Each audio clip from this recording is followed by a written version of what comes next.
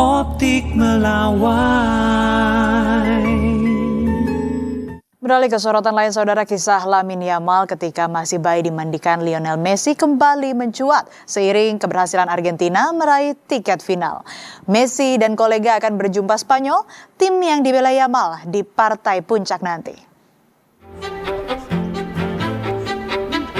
Final Piala Dunia 2026 antara Spanyol dan Argentina bukan hanya mempertemukan dua raksasa sepak bola dunia.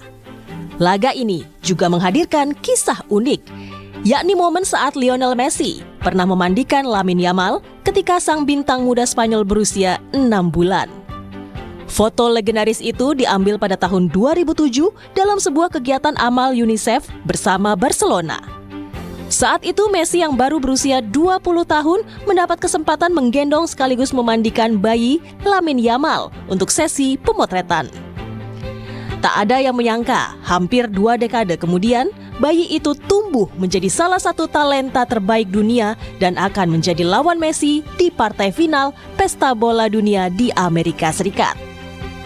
Joan Monfort, fotografer yang memotret, mengaku peristiwa itu berlangsung di ruang ganti Stadion Camp Nou, kandang Barcelona. Fue difícil. Para que os hagáis una idea, Messi es un tipo bastante introvertido, tímido. Tenía 18 o 20 años, salía del vestuario y de repente se encuentra en otro vestuario con una bañera de plástico llena de agua y un bebé dentro. Y fue complicado, no sabía ni por dónde cogerlo al principio. Bueno, supongo que Lamine la debe disfrutar mucho más que Messi. Messi, están los dos metidos en una competición muy importante, tanto el uno como el otro, y creo que ahora esto es algo que lo tienen como un poco, están pensando en otras metas. Luego creo que les hará mucha ilusión, la verdad.